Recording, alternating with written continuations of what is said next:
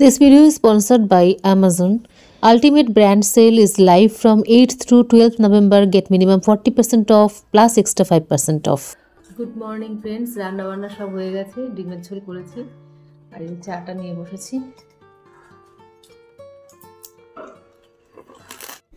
স্নান টান কমপ্লিট হয়ে গেছে। এবারে জামা কাপড় মানে নাইটি দুখানা মেলে দিলাম, দিয়ে এবার খেতে বসবো। আজকে ডিমের ঝোল করেছি বলছিলাম, তো সেই ডিম দিয়ে শুধু ডিমের ঝোল দিয়ে ভাত খেলাম। খেয়ে দিয়ে তারপরে তাড়াতাড়ি বেরিয়ে যেতে হবে। মনে হচ্ছে আজকে একটু তাড়াতাড়ি বেরিয়ে যেতে পারবো। খাওয়া স্নান সব হয়ে গেল, ছেলে এবার কলেজ বেরোবে, রেডি। আজকে একটু তাড়াতাড়ি হয়েছে। ছেলের বাবার সাথে বেরিয়ে গেছে আর আমি আমার সাথে বেরিয়েছি।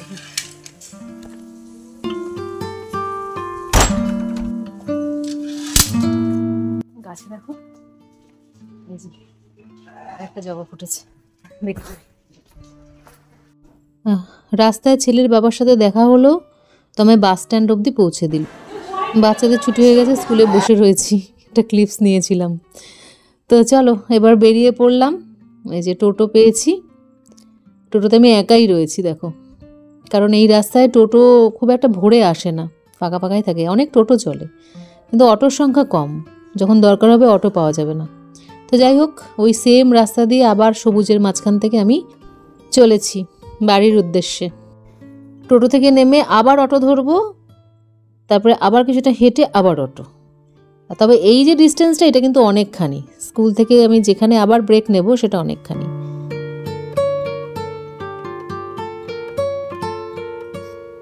বন্ধুরা, যাওয়ার সময় যে জামা মেলে দিয়ে গেছিলাম নাইটিগুলো, সেগুলো ফেরার সময় যে তুলে নিয়ে একবারে ঘরে ঢুকলাম। ড্রেসটা চেঞ্জ করে নিলাম,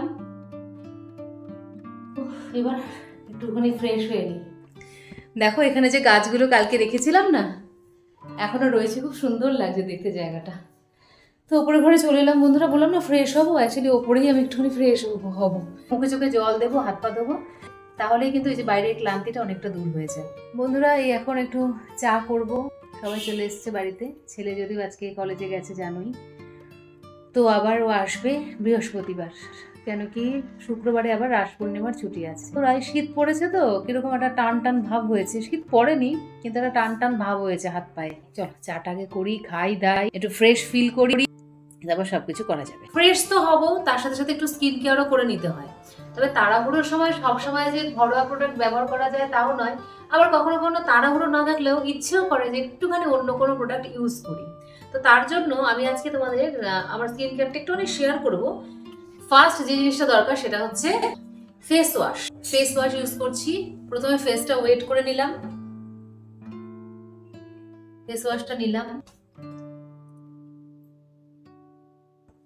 জল দিয়ে ধুয়ে নেব। ধুয়ে নিলাম, ইনস্ট্যান্ট দেখো মুখটা কিরকম একটা ব্রাইট হয়ে গেল। বাইরে বেরোলে পরে হয় ক্লান্তি, মানে কি বাইরে ধুলো ময়লা, সেটা সুন্দরভাবে পরিষ্কার হয়ে গেল।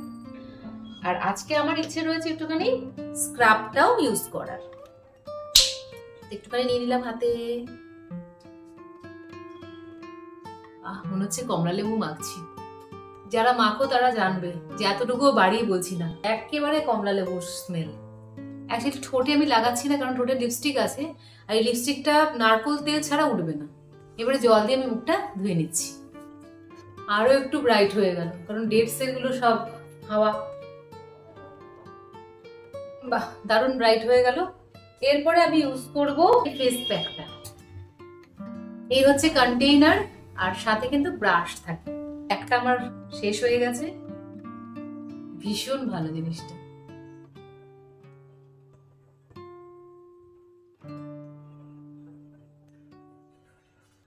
দশ থেকে 15 মিনিট রাখতে হবে। তবে শীতকালে যদি প্রবলেম হয়, আমি মোটামুটি 5 মিনিট মতো রেখেই ধুয়ে নিই। যাই হোক, কিছুটা সময় হাতে আছে তাই বলে দিই যে এই সমস্ত প্রোডাক্টগুলো তোমরা যদি চাও, এগুলো কিন্তু সব অ্যামাজনে অ্যাভেলেবেল।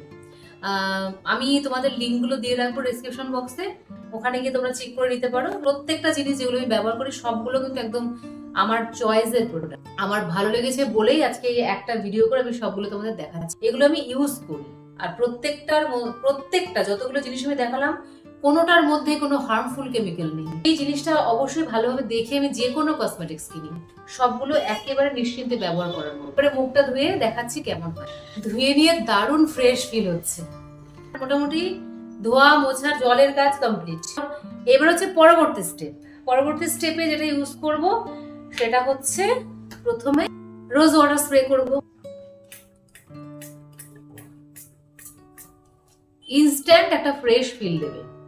এইভাবেও রেখে দিতে পারো, কিন্তু আমি বলবো যারা এর পরেও মনে করবে যে একটু ড্রাই ফিল হচ্ছে তারা এই যে ময়েশ্চারাইজারটা ইউজ করবে। নিউট্রিডার্মের আমি ইউজ করছি। খুব সামান্য পরিমাণে নেবে, খুব অল্প লাগে, ব্যাস। এবার বাইরে তো আর বেরোতে হবে না। বাইরে বেরোতে হলে অবশ্যই এরপরে আমি লাগিয়ে নিতাম এই ল্যাকমি সান এক্সপার্টটা। কেমন লাগলো আমার টোটাল স্কিন কেয়ার অবশ্যই জানিও। আরেকটা প্রোডাক্ট দেখাবো, সেটা হচ্ছে একদম এক্সট্রা ভার্জিন নারকেল তেল। সেটা দিয়ে আমি আমার লিপস্টিকটাকে ক্লিন করব। দেখতে থাকো।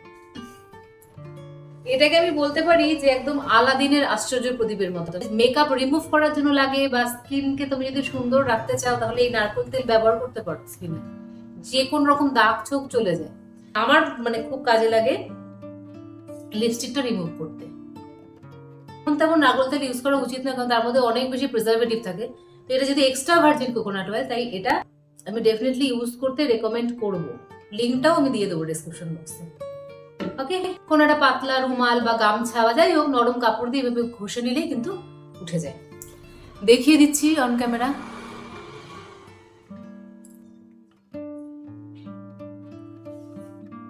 দেখো খুব সুন্দরভাবে লিপস্টিকটা রিমুভ হয়ে গেল। খুব ভালো লাগছে আমার এই মানে স্কিন কেয়ার এবং স্কিনের রুটিনটা শেয়ার করতে পেরে।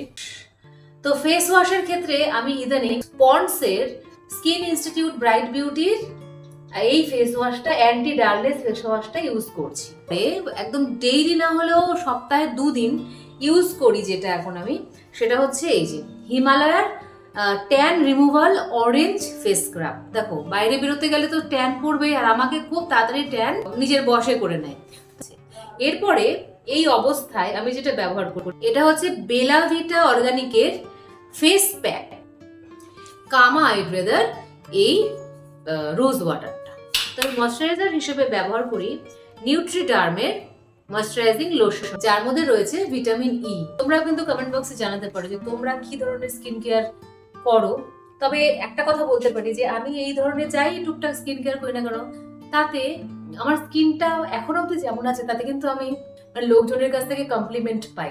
স্কিনটা কিন্তু আমার সত্যি এখনো অনেক ভালো আছে। যদিও আমি এটুকু বলে রাখবো যে অনেকটাই কিন্তু আমাদের বায়োলজিক্যাল ব্যাপার।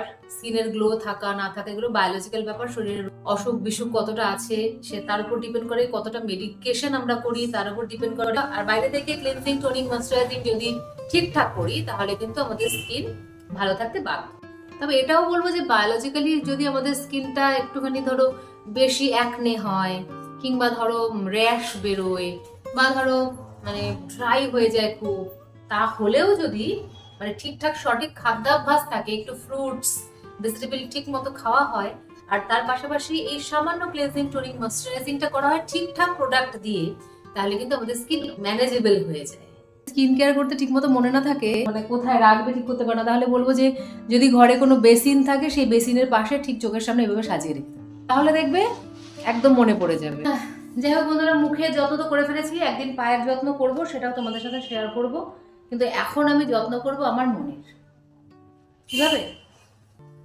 Wait and see. টানটানা, এটা হচ্ছে আমার মনের যত্ন। এখন একটু এটা করি বসে বসে, সময় যখন আছে। কটা বাজে? এই ঘরে ঘড়িটা আবার খারাপ হয়ে গেছে, ওটা এখন ঘড়িটা আমি দেখতে পাচ্ছি, এটা ঘুরিয়ে এনে এই ঘরে লাগাতে হবে।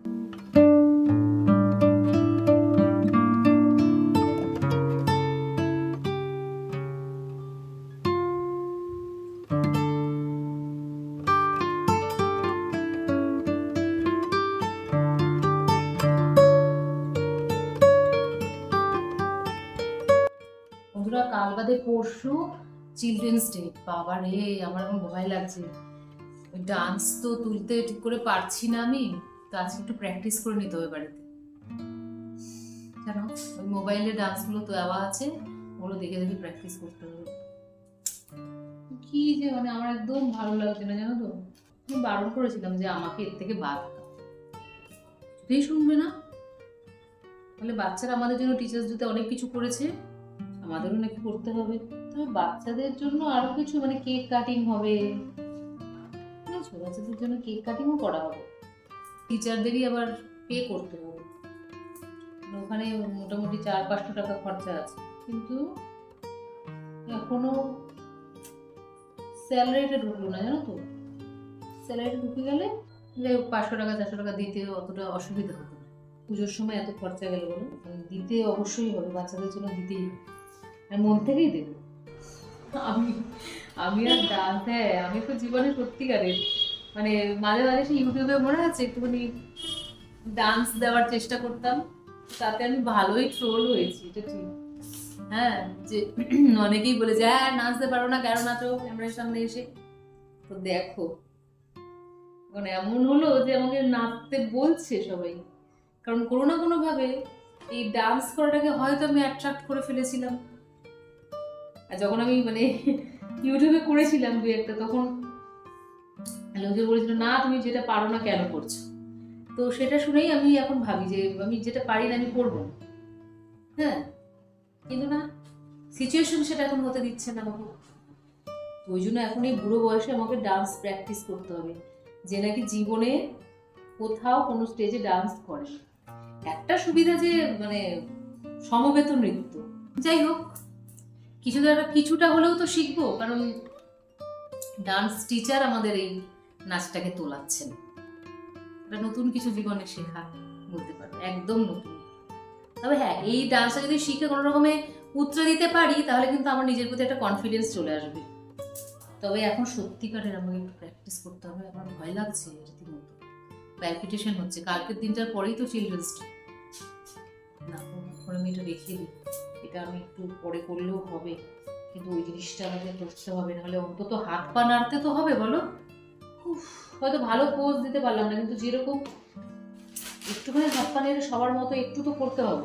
পারে না ঠিক আছে, কিন্তু সবার মতো তো করার চেষ্টা করতে হবে। আমি ওটাই করবো।